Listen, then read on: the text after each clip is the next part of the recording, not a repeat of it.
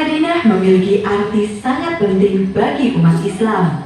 Kota ini mendapat julukan Madinah Al-Munawwaroh yang berarti kota yang bercahaya.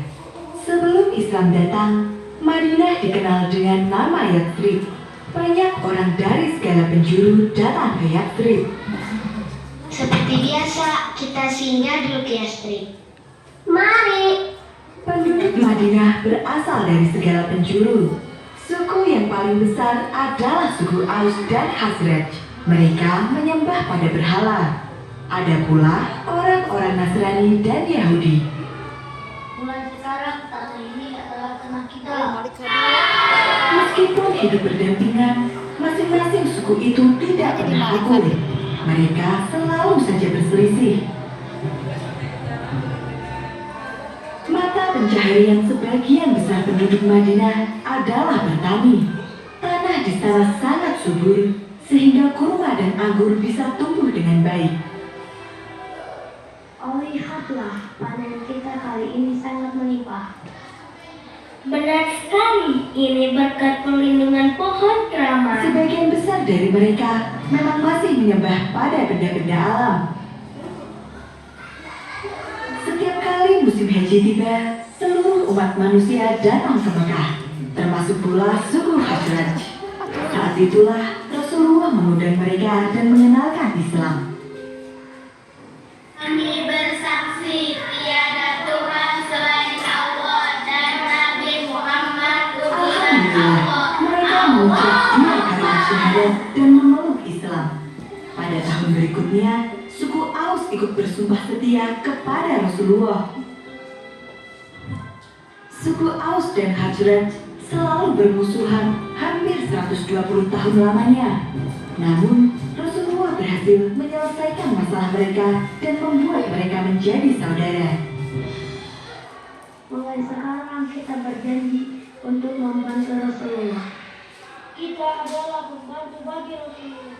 Mereka dikenal sebagai kaum Ansor, yang berarti pembantu.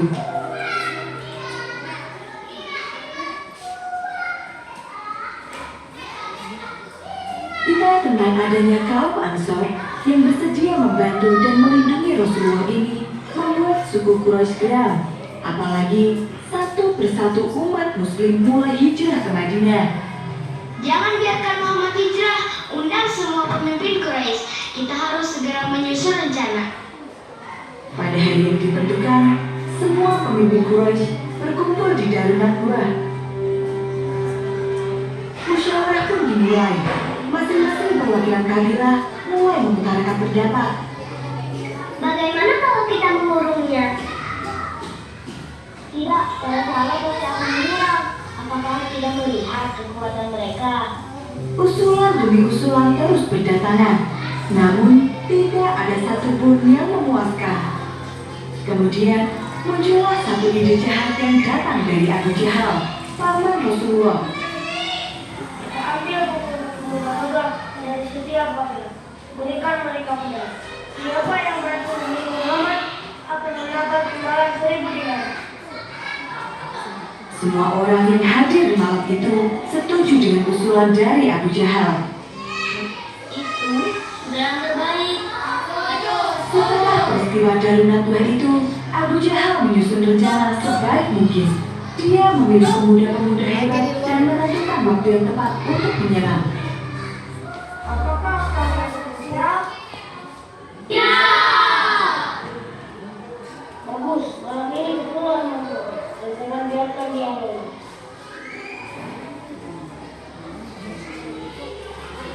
Rencana Abu Jahal sangat rapi dan tersembunyi. Namun, Allah Maha mengetahui semuanya. Kemudian, Allah mengutus malaikat Jibril untuk menemui Rasulullah. Allah berfirman, Wahai Rasulullah, janganlah kau tidur malam ini di atas tempat tidur yang biasa kau gunakan. Sesungguhnya Allah menyuruh supaya engkau berangkat hijrah ke Yathrib. setelah menerima wahyu tersebut, Rasulullah bergegas menemui sahabatnya Abu Bakar. Allah telah mengizinkan aku keluar dari Yathrib. Izinkan aku menemani ya Rasulullah. Atas izin Allah, Abu Bakar pun menyiapkan segala macam kebutuhan, dimulai dari unta tunggangan, pakaian, hingga makanan. Setelah semua persiapan selesai, Rasulullah pergi menemui Ali bin Abi Thalib. Apa yang harus aku lakukan ya Rasulullah? Rasul kemudian meminta agar Ali tidur di atas kasurnya dan memakai selimut miliknya. Setelah keadaan membaik, Rasul meminta agar Ali menyusulnya ke Madinah.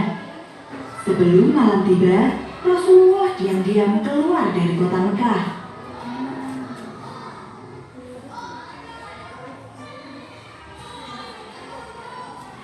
Ali menjalankan perintah Rasul dengan baik. Dia berbaring dengan selimut menutupi tubuhnya di atas kasur milik Rasul. Aku melihat Muhammad masih tidur. Kita tunggu gelap saat itulah kita meredaksi. Mereka tidak menyadari jika yang berada di dalam rumah itu bukanlah Rasulullah. Ketika waktu yang telah ditentukan tiba, para pemuda itu menyerbu ke dalam dan mendobrak kamar Rasulullah. Dia bukan Muhammad. Cepat geledah seluruh rumah. Mereka pun mencari Rasulullah ke seluruh penjuru rumah, dan ketika tidak menemukannya, mereka pun menghajar Ali dan memintanya buka mulut.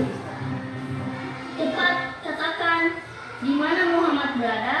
Namun, Ali tidak sekalipun membuka mulutnya. Para pemuda itu pun semakin marah. Buat dia bicara atau kita semua yang akan celaka. Para pemuda itu takut akan hukuman yang mungkin saja diberikan oleh pemimpin Quraisy jika mereka gagal menjalankan perintah. Kabar tentang Rasulullah yang berhasil keluar dari kota Mekah pun segera tersebar. Seluruh prajurit dan kaum Quraisy berpencar untuk mencari Rasul. Telusuri semua jalanan menuju ke mana.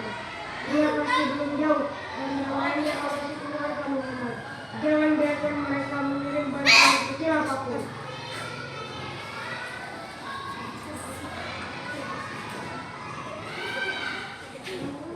Pencarian atas Rasulullah pun dilakukan secara besar-besaran. Saat itu, Rasulullah dan Abu Bakar telah sampai di Gunung Sur. Mereka berdua sudah kelelahan setelah hampir sehari semalam berjalan. Ya Rasulullah, ada sebuah gua di sana. Aku akan memeriksanya dulu. Baiklah. Setelah memastikan gua itu aman, Abu Bakar pun mempersilahkan Rasul untuk masuk. Rasulullah bersembunyi di Gua Sur selama beberapa hari. Secara bergantian, orang-orang kepercayaan Rasul datang untuk membantu. Mereka adalah Abdullah, putra Abu Bakar yang menyampaikan berita dari Mekah. 2. Asma, putri Abu Bakar yang membawakan makanan. 3. Amir bin Fuhairah, pembantu Abu Bakar yang menyamar sebagai penggembala kambing. Kambing-kambing milik Amir yang berjumlah sangat banyak meninggalkan jejak yang bertumpuk di atas tanah. Jejak itu menghapus semua jejak kaki milik putra-putri Abu Bakar. Ayo biarin kawan. Ya Allah, lindungilah Rasulullah. Doa mereka semua di setiap waktu. Atas bantuan mereka, Rasulullah dan Abu Bakar dapat bersembunyi dengan aman dan cukup makan serta minum.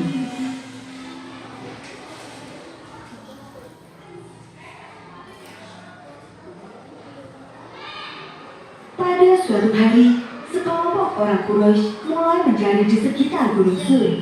Mereka melihat sebuah gua yang mencurigakan. Lihat, ada gua di atas sana. Ayo kita periksa. Tapi di sini hanya ada jejak kambing milik Amir. Buat apa kita ke sana? Setelah perdebatan panjang, akhirnya mereka pun naik untuk memeriksa gua itu. Saat itulah Allah memerintahkan kepada laba-laba dan para burung untuk membuat sarang di depan gua.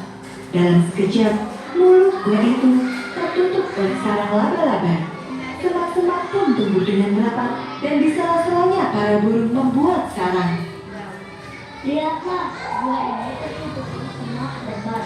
Bahkan ada sarang laba-laba dan burung yang masih utuh. Tidak mungkin ada manusia yang masuk. Suara perdebatan para pemuda Quraisy itu terdengar jelas ke dalam gua. Abu Bakar merasa cemas. Seandainya salah seorang dari mereka melihat ke bawah, pastilah kita akan terlihat. Wahai Abu Bakar, bagaimana menurutmu jika ada dua orang pergi yang bersama, sedangkan yang ketiganya adalah Allah? Perlindungan dari Allah tidak membutuhkan baju baja ataupun benteng yang kokoh. Cukup dengan sarang laba-laba dan burung di depan gua saja. Ayo, pergi dari sini. Para pemuda itu pun pergi dari gua karena merasa bahwa tidak mungkin ada yang bersembunyi di dalamnya tanpa merusak jaring laba-laba dan sarang burung yang ada di sana.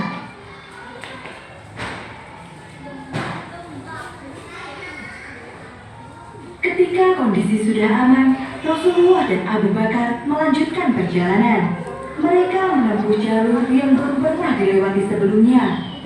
Dalam beberapa kesempatan, ada orang yang mengenali Abu Bakar dan bertanya, Siapakah yang bersamamu? Inilah sahabatku yang menunjukkan jalan untuk pergi ke Yatsrib.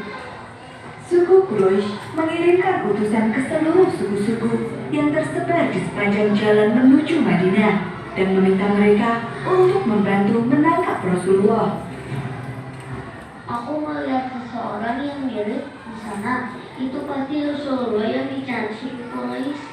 Kata Sulkah, pemimpin dari suku Bani Mudlij. Dia memacu kudanya dan mengejar Rasulullah beserta Abu Bakar. Ya Rasulullah, ada yang mengejar kita. Sekarang kita akan tertangkap. Tanpa menengok ke belakang sama sekali, Rasul berdoa memohon perlindungan dari Allah. Kuda Sulkah tergelincir dan dia jatuh ke tanah. Dia pun bangkit dan kembali mengejar. Namun dia kembali terjatuh. Setelah 3 kali terjatuh, dia pun sadar dan meminta maaf kepada Rasul. Wahai Muhammad, maafkan hamba. Hamba berjanji tidak akan mengganggumu lagi.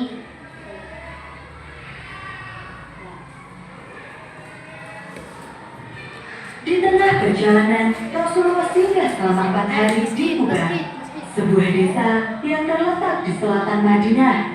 Rasul membangun masjid pertama, yaitu Masjid Quba.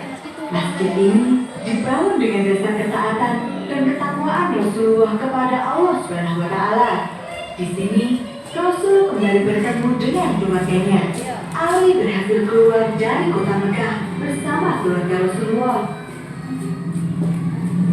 Rombongan Rasulullah kembali melanjutkan perjalanan dan akhirnya tiba di Madinah. Kedatangan mereka telah dinanti-nanti. Seluruh penduduk Madinah menyambut kedatangan Rasulullah dengan sangat hangat. Dalam beberapa waktu ke depan, Islam berkembang dengan pesat. Masjid berhasil didirikan dan kaum Ansar membantu kaum Muhajirin memulai kehidupan mereka di Madinah dengan baik. Alhamdulillah.